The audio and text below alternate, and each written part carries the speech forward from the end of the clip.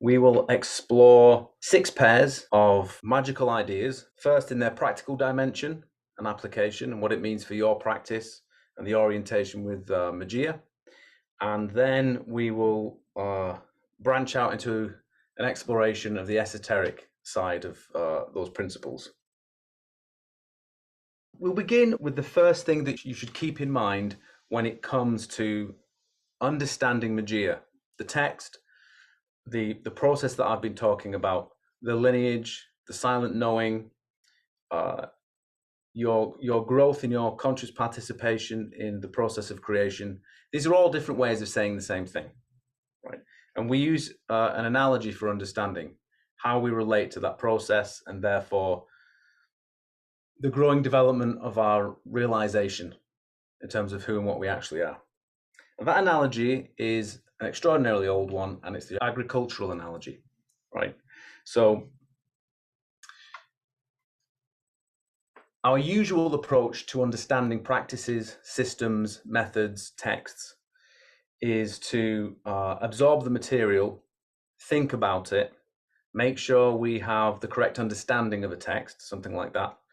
And then we take what is useful, discard what is useless, enjoy what we prefer, forget about what we find difficult or challenging or distasteful, something like that.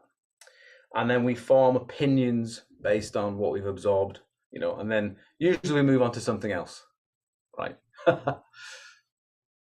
That is what we might call a relationship with things, best described as vivisection, right? As queasy as that analogy might sound, vivisection means dissecting something that's alive in order to extract the mystery from it or the value from it, something like that.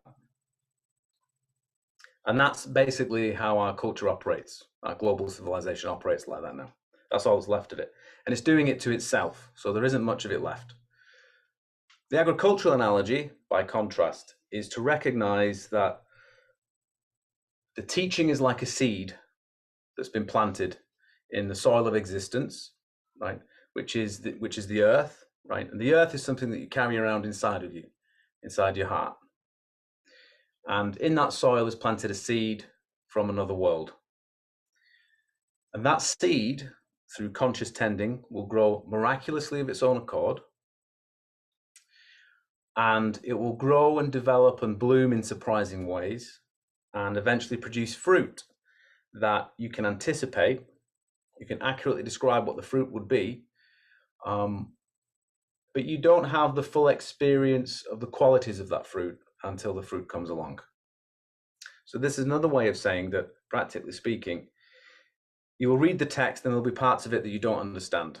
Sometimes you'll read the text and it will seem like a completely different book from how it was the last time you read it or the very first time you read it. There will be content in the book that you didn't think was there, which you'll discover at a later date. And the same is true with the practice. So any of the unbinding practices, the same is true with the prayer. And within the context of the practice and the teaching, you will discover your preferences laid bare. So there will be things about the practice that you enjoy. There'll be things that you don't like. Sometimes things that you do enjoy on one day will turn out to be difficult to bear on others. There will be parts of the practices you wish you could change, parts of the text that you think might be incorrect or doubtful, elements of the prayer that you might find challenging depending on what your background is, right? But the practice is supposed to do that. The prayer and the text and the practice, they're supposed to do this. And a key principle within Magia that embodies this agricultural analogy is the idea of creation being a tree. Now, in order to understand this tree, right, a seed that grows into a shoot that breaks the soil, right, discovers a world of light, becomes a sapling, produces branches as it matures into a tree, and then produces fruit. This is this process is the minimum way of recognizing this process and making it conscious is in 4 steps. Right? It's 4 steps. It's a cosmology made of 4 steps. Those 4 parts are the minimum required to make sense of things and orient yourself without being incorrect. So if you only have 1 of these steps or 2 of them, you'll find yourself lost. Right? So we understand the tree of creation as having 4 stages, 4 steps. And the preferences that I talked about, things that you enjoy, things that you find distasteful, impressions that come along that are ambiguous. So they might suggest something, and you can either trust what's being suggested or doubt it, something like that. All of these things, right, they're like the soil within which the tree is growing. So we should expect these things to arise, and that's a good thing. We're not going to try and get rid of them, right? We're not going to try and cure ourselves of these things. Rather, we're just not going to stay with them. We want the tree to grow so that we end up not dismissing those things, but rather having a continuously developing, maturing total image of everything. And when that image reaches totality in any given instance, right, that's when we have the fruit. That's when we can see the nature of what everything is in that given moment. We can see that 4-fold structure in the unbinding practices, right? So you do your first step, that's like the soil at the bottom of the tree. It's practical, it's dealing with an absence, it's dealing with the darkness of existence, right? You're trying to make an event happen in time, something like that, right?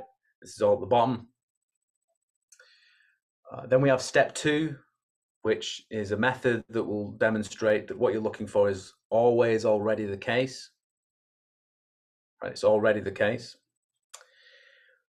Step 3, when you're now starting to move back and forth between step 1 and step 2, methods 1 and methods 2, right, is to discover that one is found through the other.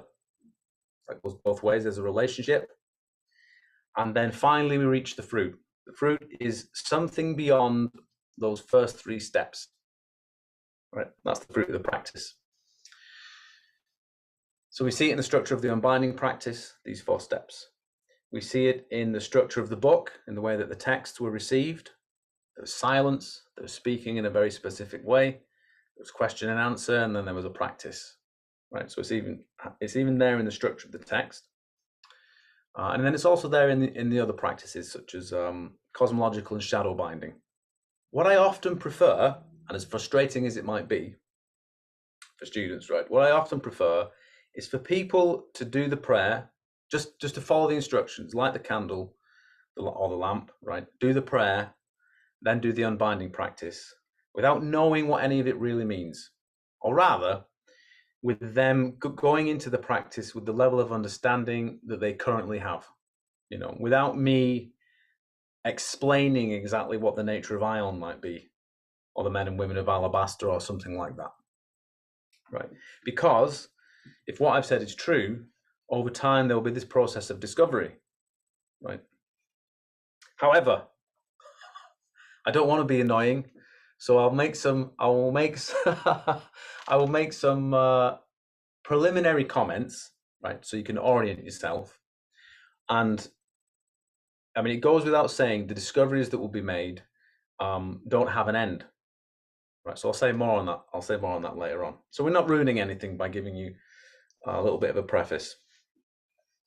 I talked about creation being a tree. A more elaborate description of creation is to think of it as a mountain surrounded by a forest.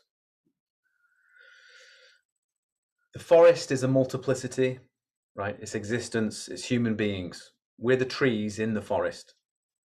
And then there's a mountain in the middle, and the mountain is one-pointed.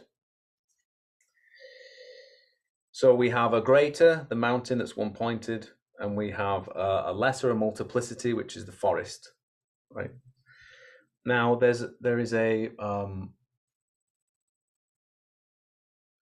more detailed discussion of the relationship between the forest and the mountain in the book, right? So I encourage you to carry on studying the text and reading it.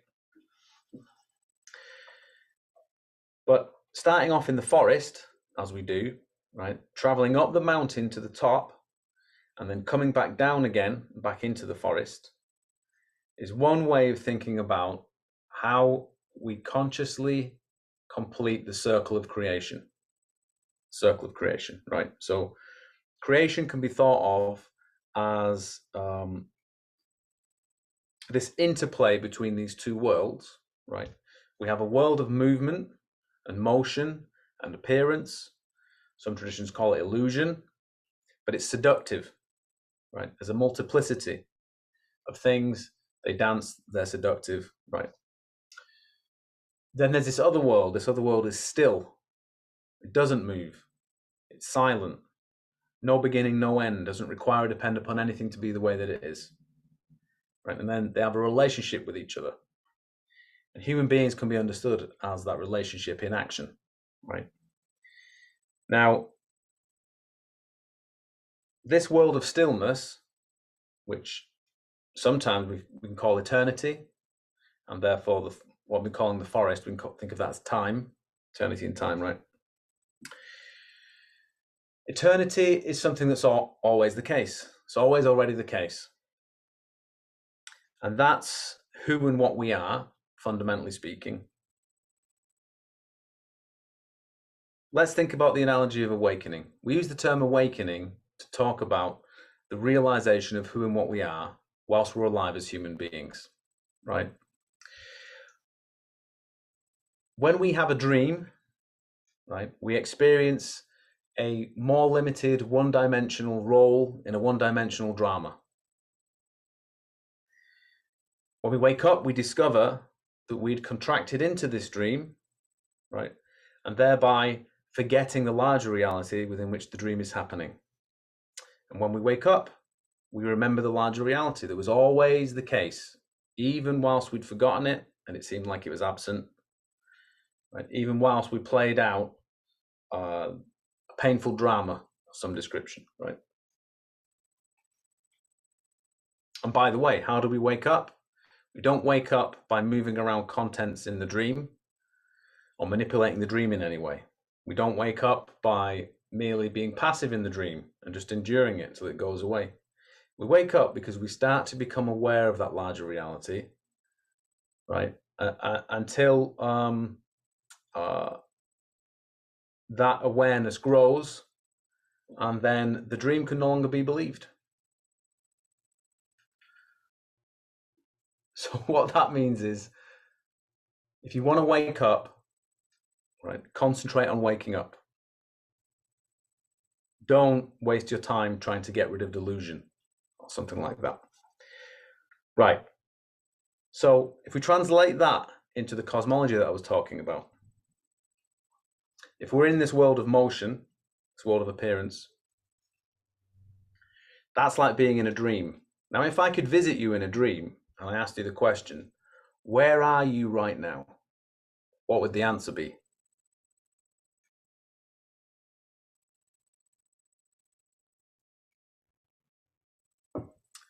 In bed. So, where do you think you are right now?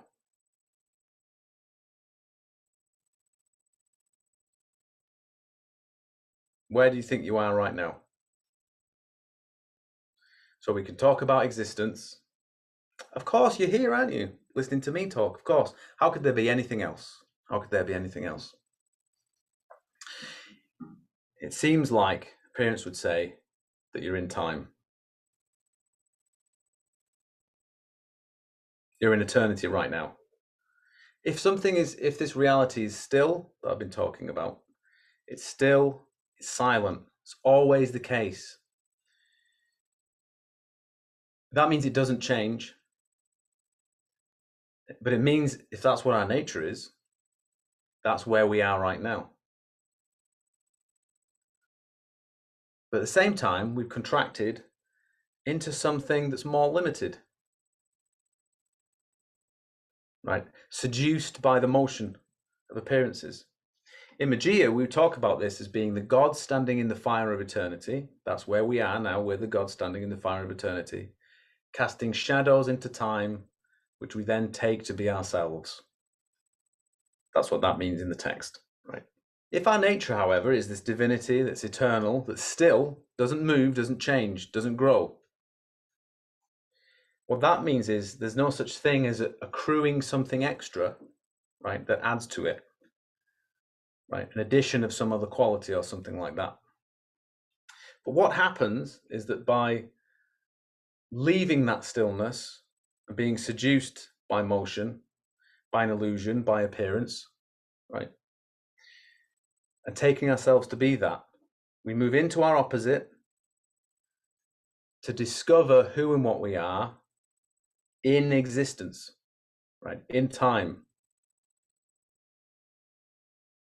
And by doing that, we discover who and what we are, remember who and what we are, right? And then following that thread, we return back to eternity.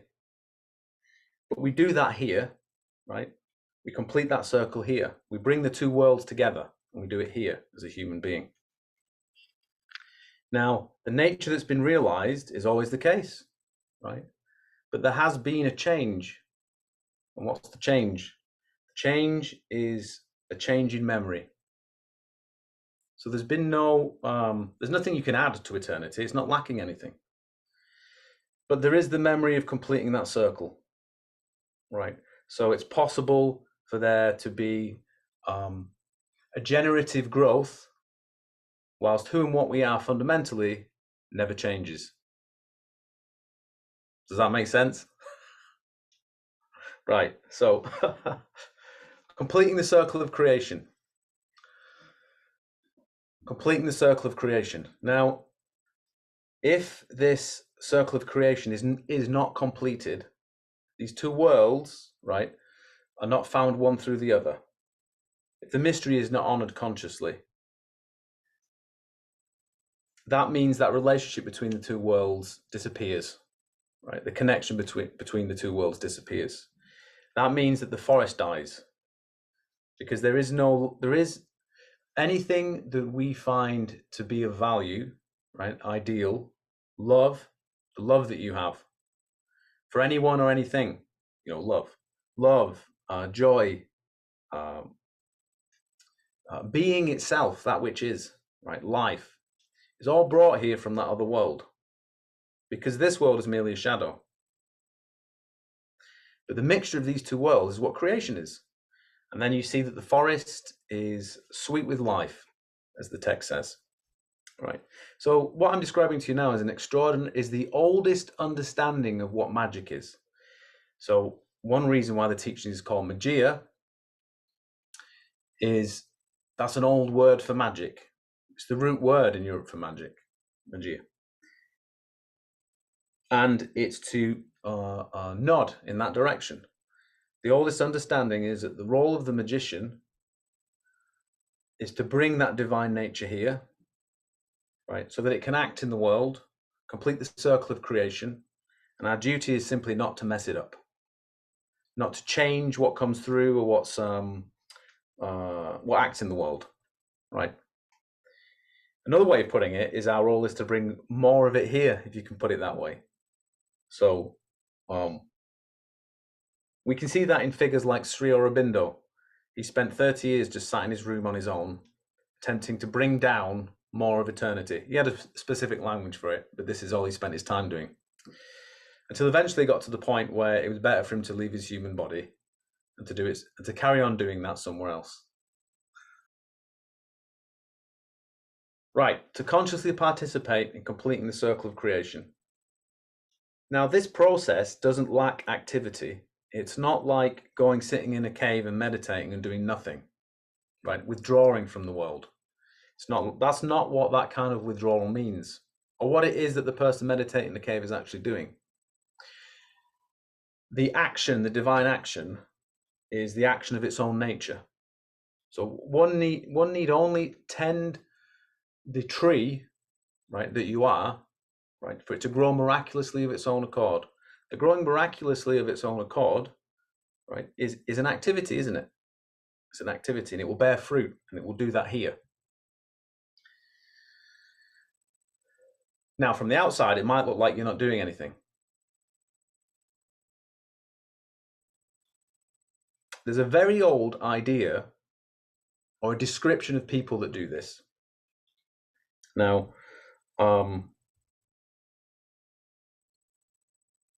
like I said, it was always understood in the ancient past that magicians literally made creation possible, right? Over time, that's degenerated, and eventually magicians just became people who spoke with spirits. And it degenerated even further until it just became magicians convinced by spirits that they should kill each other, which is currently the reality of those magical practices from indigenous cultures around the world that people in the West hold up as a spiritual ideal.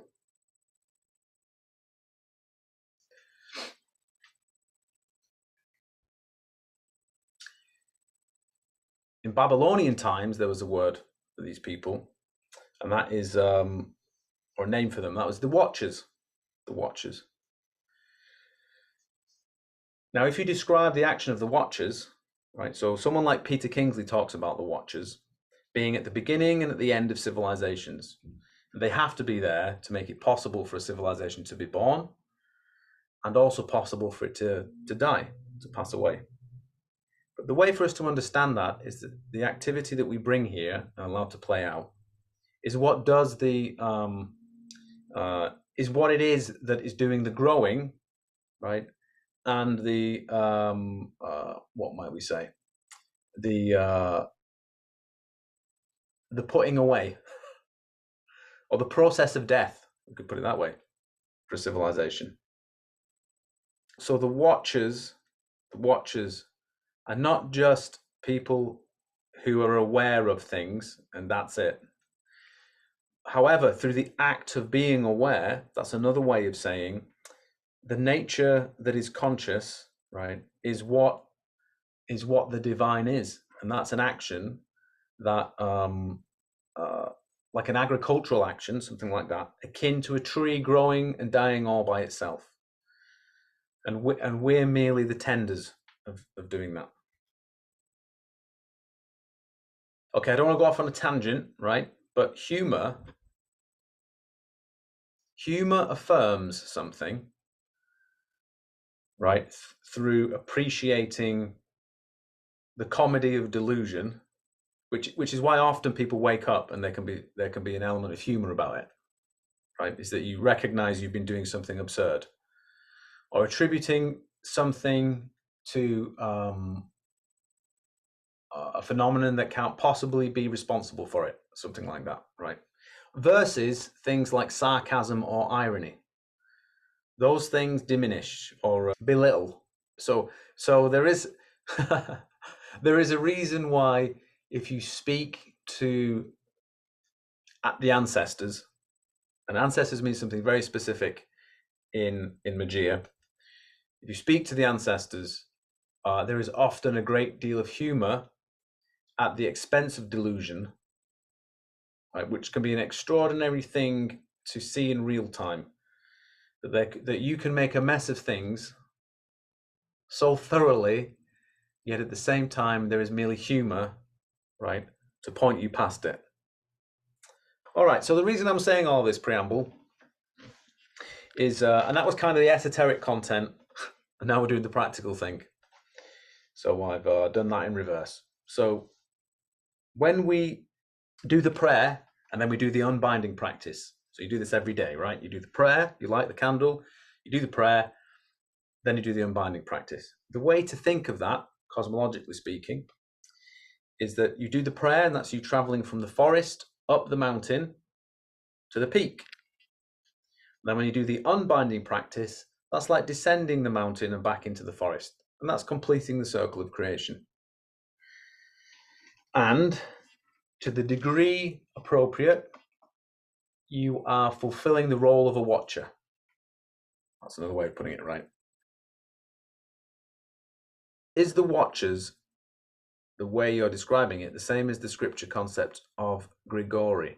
They are the watchers said to be angels on earth or fallen angels from the book of Daniel and book of Enoch, I think. It is the watchers from those texts, but the problem with those texts is the state of scholarship.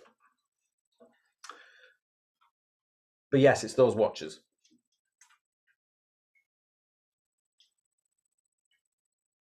Nephilim sometimes isn't translated, is it? And I don't know why they do that. But anyway, it doesn't matter. So the prayer takes you up the mountain, unbinding brings you back down again, and that's how you complete the circle. Now, there is a difference between prayer and what some people call meditation, or what we might call the unbinding practice. Some people can pray, some people don't know how to meditate. Some people can meditate, but they don't know how to pray. Of course, within meditation, some people don't know how to do devotion. That's also a common problem. With the unbinding practice, there are steps. I can teach you the practical steps to do unbinding practice. And if you have a problem with it, we can fix it. It's pretty straightforward. I'll talk a little bit about that soon. With prayer, there is no method. If you can just simply remember the words, right? You light the candle without burning your house down or setting your clothes on fire. You can light a candle facing west. You lie down and you say the prayer. There's the saying of the prayer. Now, you might think maybe there needs to be a particular kind of quality brought to the recitation of the prayer and how you say the prayer. That's a question. Is that the case? In terms of following the instructions, you merely recite the prayer, and then when the prayer is finished, right, that's the equivalent of being at the top of the mountain.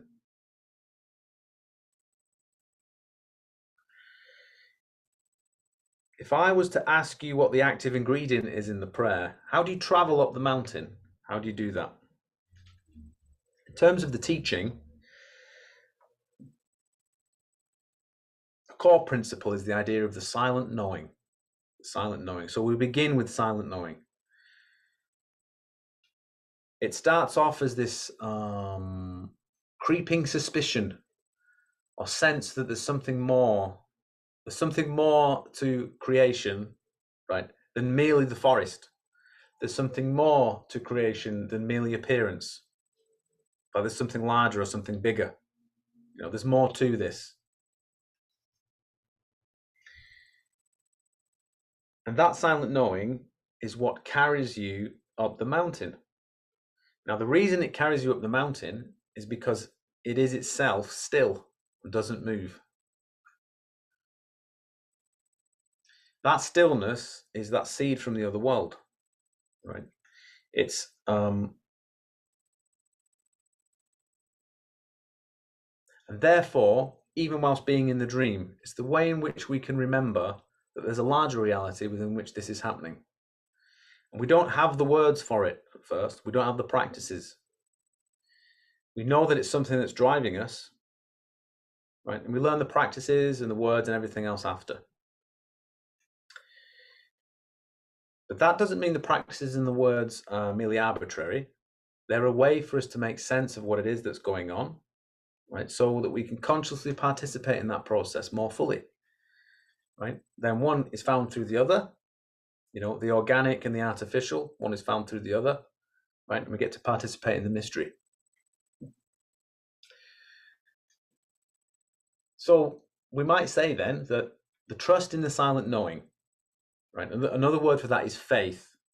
Faith is the principle that's required for the prayer. We simply say the prayer as an expression of faith, trust in the silent knowing, and it takes us up the mountain. In between saying the prayer and doing the unbinding practice is a space between speech, something like that, right? Now, there is nothing that you can say about that gap, about that space.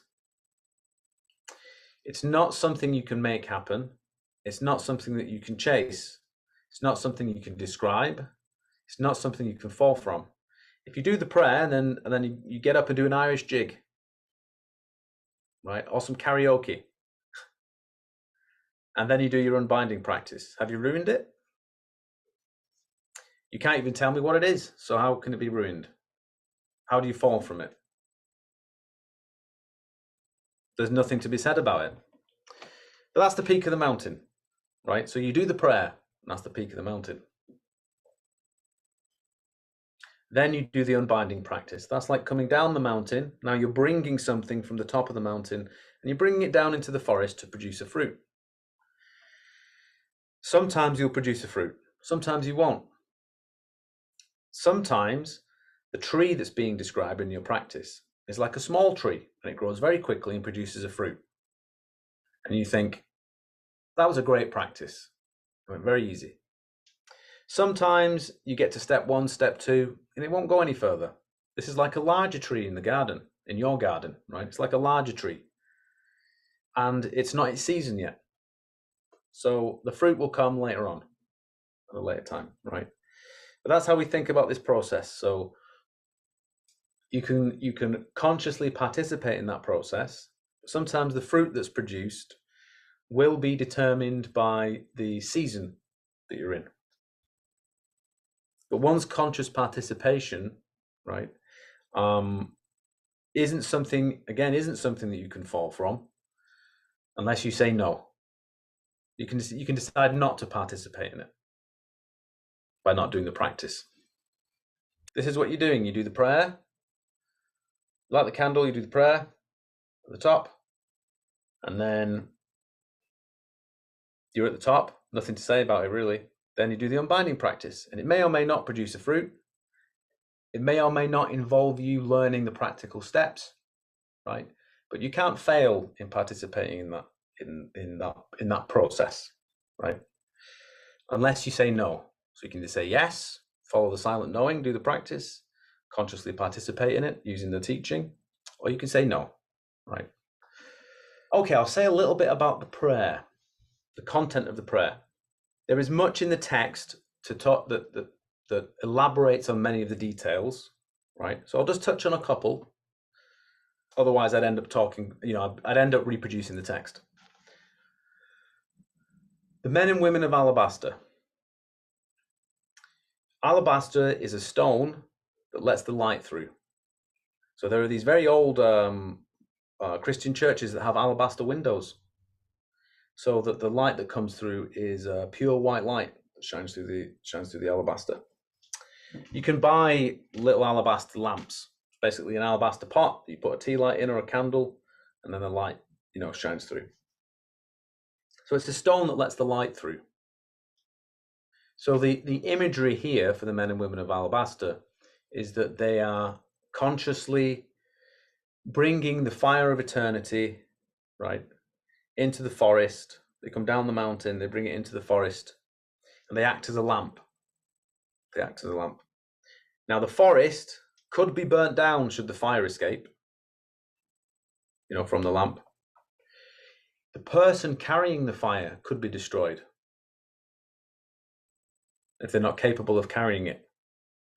Right? So there's a principle. There's a principle here about initiation and being exposed to things before it's appropriate to be exposed to them, right? So the fire of eternity brought into the forest, and it requires someone to do that for whom they will not be consumed by the fire, right? So they're made of the same substance as the mountain, so they won't be consumed by the fire, right? The stone, and it's alabaster to let the light shine out. So it's like you can act like a lamp. Men and women of alabaster. So you come into the forest. So that's into existence. So it's imagery for understanding this, completing this circle of creation. Now in the text, there's talk about the light from the lamp from the stranger waking up sleeping butterflies in the forest. Now, if the forest is humanity, human beings, right? The sleeping butterfly, is, it's a traditional symbol for the soul. So sleeping souls in the forest, they're woken up by the light and they follow it. And they follow the light up the mountain and come back down a stranger in a similar way. That's the chapter called the mountain in the text, if people want to read more about that. So, the men and women of alabaster that protect the forest and do not burn. Now, I'm not going to answer this question. I'm going to leave it. I'm going to leave it out there. I'm going to make some suggestions. This is the new offering of a new aeon, when the men and women of alabaster shall walk the earth. And though it may burn, the forest will not be destroyed. What is the it that may burn? Is it the offering? Is it the candle? Of course, the candle is a symbol of the lamp, right? The flame is also a symbol of the faith in the prayer, the trust in the silent knowing. It's therefore a symbol of eternity. So is it the offering that's burning, right? Or is it the forest that's burning? Right, so there's some ambiguity there. We look to the west to find you. Out of the setting sun we call you. At this stage in astrological terms, where we find ourselves, historically speaking, right, is a new aeon. This is the new offering of a new aeon. What is the aeon? This age or aeon can be understood as the aeon or the age of Aquarius. That's one way of describing it. Astrologically speaking, we've just left the aeon of Pisces. Where is Aquarius located? Aquarius is located, it's a constellation, where the sun sets in that direction. Now, in addition, the sun setting and laying down a golden road, right, was traditionally understood as the path to where both worlds meet. And that's where we discovered the source of everything, right? So the initiate would travel in that direction. And then we have the god's name, Ion. Ion is often translated to mean eternity, right? Which isn't a bad name, is it, for understanding God? Its oldest meaning is as long as you shall live. That's what it means, as long as you shall live. So what we understand to be an infinite span of time, right, at some point was understood as an aeon, meaning like a really long span of time. But initially it started off for the Greeks as the span of a human lifetime, as long as you shall live. So still a longish time, but not a huge, historical period or something like that. So which one is it? Which one do we go with? Well, you have the idea of eternity. You also have the idea of for as long as you shall live. Maybe those two things are the same thing. Now, Ion, you could look to the past to try and understand Ion. The orientation with Magia is that we start off with the integrity of our own being and understanding that. So we know what we're looking at, right? We have the teaching in the book, which is the same orientation that I'm talking about now, and then everything else flows from that. So you're able to look to other traditions and other practices, and you can even enjoy the discernment of the growth of other trees in the garden, right? The different kinds of fruit, how they're the same and how they're different. I'm particularly enjoying the differences. And often what that can lead to, however, is the recognition that our scholarship is atrocious when it comes to understanding things from the past, particularly as it relates to this tradition. So you could look at Ion, the stuff that we know about Ion, but you'll get the fuller, complete understanding from your own practice and engagement with it. All that being said, Ion traditionally was depicted as the god of eternal time, the god of ages, is another way of putting it, which is getting closer to a description of God that we find in the Bible. But a depiction of the god of eternal time would be the god that stands outside of the movement of the planets, right? So in an ancient cosmology, you would have the Earth You have the movement of the planets, the spheres of the planets, right? Sphere of the fixed stars. But above that, we would then have eternity. Outside of time, right? Past Saturn, which would be the outermost god, right? And Saturn being god of, we might say temporal time, something like that. So they're kind of opposites, Saturn and Ion. As a result of that, a depiction of Ion often involves the presentation of the stars, right? Because Ion contains all of the stars. So there are some phrases in the book that talk about this. I give the stars to you, right? Gods standing in the fire of eternity. Another way of thinking about that is that eternity is like the night sky, and we are the stars that populate that night sky. So the stars are the gods. So Ion is a conception of God or the divine that explicitly describes a relationship between what we might call the one divine self, God, singular, one, and a multiplicity of gods, right? The stars. So the night sky and the stars. That one divine self is found at the heart of every star, every human being, right? And it's one. It's only one of those. But it's precisely because there's one that there's a multiplicity of gods. That's the conception of Ion. That's one way of thinking about the nature of Ion. So in the prayer, there's the phrases that describe Ion as your true God, or our true God, the true God of the men and women of Alabaster, the true God. And Ion being God's true name. The reason Ion would be our true God, and that would be the true name, is because we understand the principle that I've just described, and that's who and what we are. The God standing in the fire of eternity, casting our shadows into time, taking those shadows to be ourself. Right? So God, in terms of Magia, the correct name for God is Ion. Now, there are three mysteries in the book: the mystery of magical reality, the mystery of eternal creation, and the mystery of divine self. Now, these three are really the same mystery. There's different ways of focusing on important elements of that mystery. Ion contains all three, is another way of understanding all three of those mysteries together, right?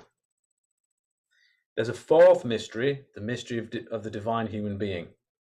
The mystery of the divine human being, that's the men and women of Alabaster. So you've got these three mysteries: divine self, eternal creation, magical reality, and they're embodied in the mystery of the divine human being. The divine human being, the men and women of Alabaster, is the image of God, is the image of Ion. It's what Ion looks like, a human being. So in Magia, there are no images of Ion. We don't need any images of Ion.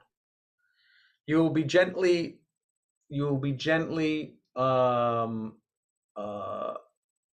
guided to understand that there is no image for Ion beyond the men and women of Alabaster, should you try practically moving in that direction.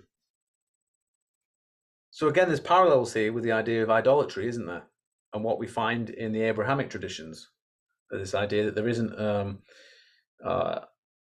there's that idea, isn't there, that humans are created in the image of God, right? But what it really means is human beings are the image of God. And therefore, the men and women of Alabaster, to the extent to which they complete this circle of creation and bring this fire of eternity into the forest, bring the light into the darkness, right? And thereby enable and participate in the flourishing of creation. By the degree to which they do that, that's the degree to which they're a man or a woman of Alabaster, which is the degree to which they're an avatar of Ion. Okay. Now, there are other things in that prayer.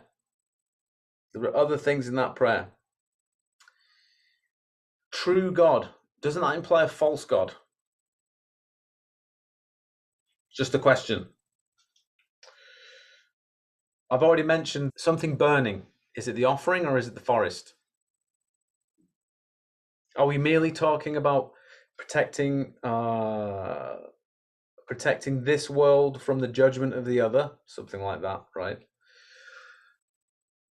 Or are we talking about an actual catastrophe where we have to save the forest at this point in time? Or is it both? We have returned to the west and stepped into the vanishing light. We've gone to the west. It's like traveling to where the two worlds meet, where the sun sets and goes into the underworld, right? Stepped into the vanishing light. Why is the light vanishing? Because the sun's setting. Or does it mean the west, as in the civilization? The light's disappearing from it. We're stepping into it. One little thing to point out. At the end of the prayer, there's a curious word that, grammatically speaking, you would think is wrong. And I know that people have, perhaps unconsciously, corrected it when I've heard them say the prayer. For a long time, I would have changed this word, right? Because I just didn't know why it was like that. It seemed awkward and strange. But I've since discovered why it is that way. So we call upon you to gather us up and give us the strength to make of us your avatars, the men and women of alabaster that protect the forest and do not burn. Not who protect the forest, but that protect the forest and do not burn. That's the way it was delivered. Now, our job is not to change what's been given, despite our preferences, right? Who are we to correct the divine? Now, of course, you could look at it and go, maybe that's a typo. Maybe Alan's grasp of the English language isn't all that it could be. It's the language used in the King James Bible, right? 16th, 17th century English. You'll find the use of that in that way. So it relates to something very old, right? For a while, doing the prayer, this took some time, given my background and the kind of practices that I've done in the past and experiences I've had. I was suspicious of this use of true God. I am your true God. If we think of Ion as merely one God amongst a pantheon of gods, one old statue amongst others that might be found in a Hellenic temple, then we might make a mistake in terms of understanding who and what Ion is. Oh, I should mention this, by the way. There is a mystery contained in the name Ion, and that mystery has something to do with the goddess.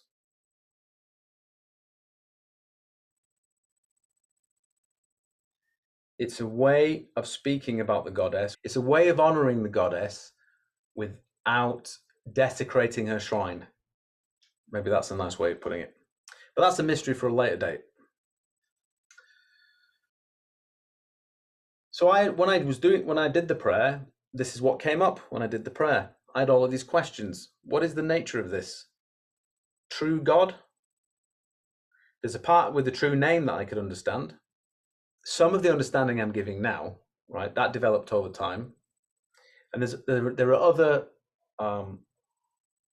mysteries associated with the prayer that have come to light, right, for me doing the practice.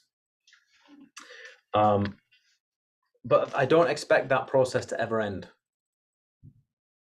The same is true with the unbinding practice. Practically speaking, the way to think about unbinding practice is that you've got two drinks. You've got 2 cups, 2 drinks. You taste one, appreciate its qualities. You taste the second one, appreciate its qualities. Then you go back to the first cup, take a sip. And now you're comparing the flavors. And you're tasting them. And that's the attitude. What's this like? And now what's this like? And as you move between them to appreciate the qualities, right, you'll start to see that you can't tell the difference between the two qualities as clearly as you could at the beginning. And at a certain point, the ability to compare becomes impossible, becomes nonsensical. You can't play the game anymore because there's no point in applying any of the particular methods, right? Step 1 or step 2, because step 1 leads to the same thing that step 2 does. So if you're doing step 2 and experiencing something that you know step 1 leads to because you've just experienced it, how can you even play the game? How can you move from one to the other? When this happens, right, it's organic and it's natural that the game falls away, that the methods fall away. And this is the fruit. Now, there has to be that nonsensical element for the fruit to have happened. There may be all manner of other things with the fruit. Rapid eye movement, divine light, vibrations, energetic movements, visions, ideal spiritual states. However, we don't define the practice in those terms. Sometimes the fruit is very subtle. Sometimes it's overwhelming. Sometimes it includes some of these physical characteristics I've described. Sometimes it doesn't. Right? So our criteria is very simple. It's a tasting game. Taste one, taste the other. Start to compare them. When the game becomes impossible, it just naturally falls away. It becomes nonsensical, falls away. That's the fruit. To play the game, to do the tasting, you have to be able to taste each step, right? So if it's the first time you've ever done an unbinding practice,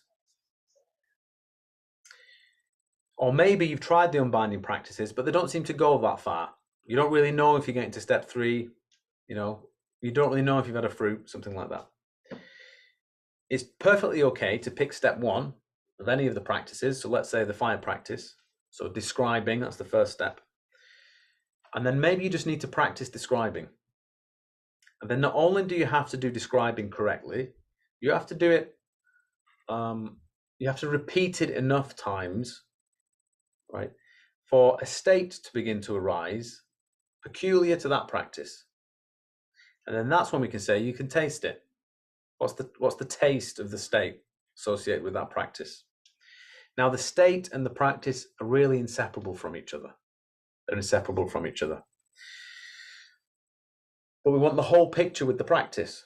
The words, the speech, the method, right? And then the state associated with it. They're like a lesser and a greater in a smaller tree, not to complicate things too much, right? But we want the whole thing. We just want to be able to taste it.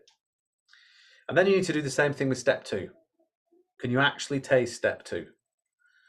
Let's say you're struggling with the underworld practice. Can you really do step 2 of the underworld practice correctly, such that you know what the taste is like, the state that comes up? It's perfectly fine to take step 1 or step 2 and just practice that for a week, to make sure that you understand the quality, that you can taste it, so to speak. Then the conditions within which you practice. You make sure you don't practice when you're tired. You make sure you get enough sleep, something like that.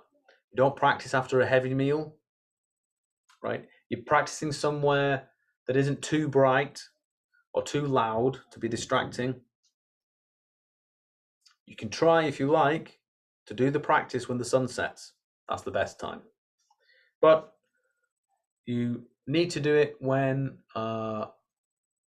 you're capable of doing it, right? So not everyone can do it at sunset because they have to. Maybe you work a night shift in a factory, right? It starts early evening. I don't know. So just do it. You do it the best time you can do it. But if you taste the steps, you can play the game. If the conditions are right, then all you're left with is the esoteric origin of the quality of your practice.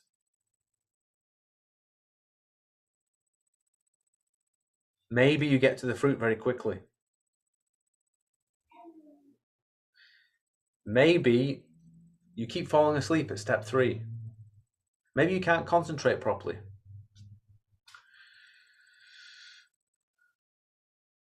If that happens, so the esoteric, the quality of your practice is esoteric in origin, right? There's nothing you need to do there. You need to think of it and your magical record like you've got an allotment and you're growing food, right? Some plants grow quickly, some it's not the right season yet. And therefore your record becomes like a gardening log, a log of what's growing in your garden, you know. And you can appreciate the growth, how far it's gone, even if it doesn't produce a fruit yet. So given what I've just described, the prayer and the unbinding practice, this should now help you make sense of the kind of record that you're keeping in your magical record when you do a practice, what we're interested in terms of an entry, for practice. So you do the date, the time, the type of practice that you do, and you can describe it, can't you? You can say something like, can't taste step 1 yet, so practicing step 1, right? Or maybe you do step 1 and step 2, fine with that, you get to step 3, falling asleep. So maybe you just write step 3, falling asleep. Maybe you practiced after a heavy meal. So you write practiced after a heavy meal, not very good. Next time you won't do that, will you? So it becomes a way for you to understand the nature of the quality of your practice, what its origin might be, and how you might optimize it. Yeah. Now, of course, if anything stupendous happens, spiritual visions, interesting experiences or whatever, of course, include that in the magical record. But don't be afraid if an entry is, a basic note, practical note, like I described, like fell asleep at step 3. That's all you need. It doesn't have to be a big, you don't have to feel like you have to write something profound in there. I think that's probably enough to tell you at the beginning. I've talked about the way to think about the circle of creation. You have the prayer. I've talked about some of the content of the prayer. Then there's the unbinding practice. I've talked about practical concerns as well as esoteric ones with that. And then I prefaced the instructions, didn't I, by talking about the nature of the watchers. So what it means in an esoteric sense to complete the circle of creation and what it is that we're doing.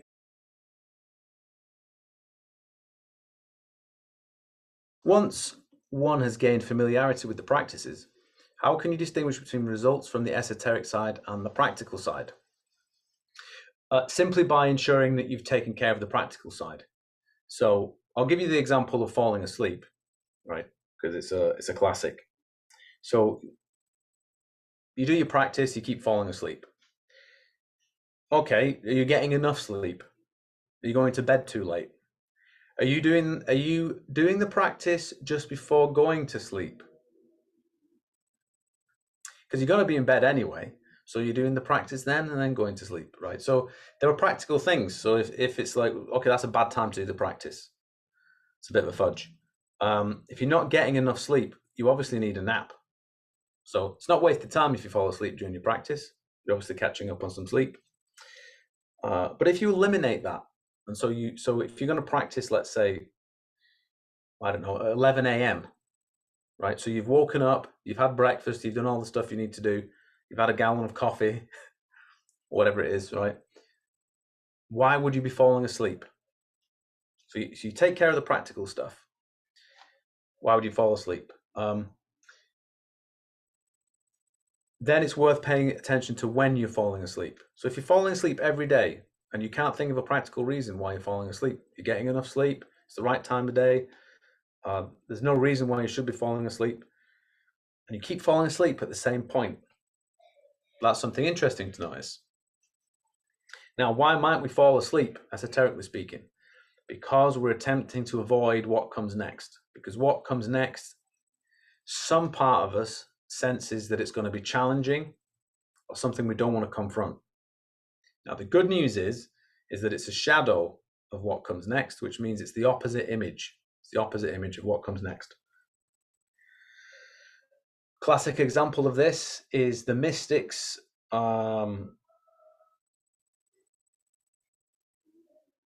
sweaty palm-inducing encounter with self-annihilation. Described in many traditions, found throughout the literature, there will come a point where it seems like that's where you're headed, right? And it will be challenging. But it's a shadow of what comes next. It's merely a shadow. So it's the opposite image, and it has no life of its own. So it has no reality to it. And that doesn't mean you don't experience it in a challenging fashion. It's very much a real drama that you're in. But what you discover is the opposite. So the opposite of self-annihilation is pretty good news. In Magia, what we would do is we would do a binding practice so that you stop trying to deal with the shadow and merely grow what you care about. And so you travel through it. Just travel straight through the middle of it.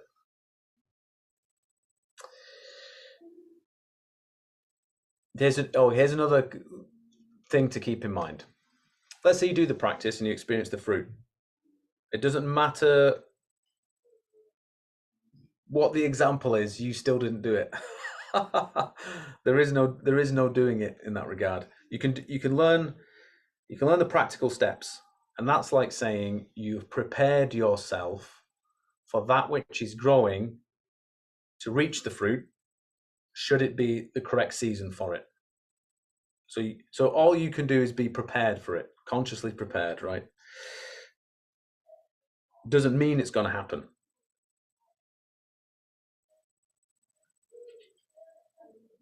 Yeah, but other than that, it's pretty simple and straightforward from the practical side. So the timing when you're doing the practice. Don't eat a huge meal. Don't do it late at night. Don't do it when you're tired. Pretty straightforward. Do you know the methods and you can taste them? Then the problem isn't your inability to taste. Do you understand that the fruit, the only criterion that we have for a fruit being identified, is that the game of tasting becomes nonsensical and drops away? Sometimes you can, when you experience the fruit and you experience it effortlessly, and then you pat yourself on the back for being a great practitioner, right?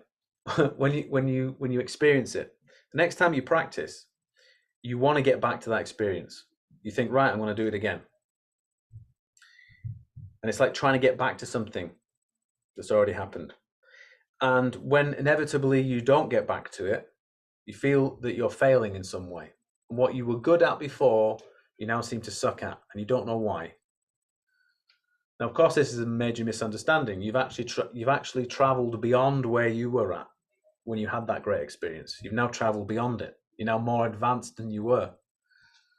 But because you want to repeat what happened before, right, you can develop this kind of restlessness where the idea is, right, I'm going to get through the steps as quickly as possible because I'm aiming at that fruit, right? So here's step one, okay. Step two, okay.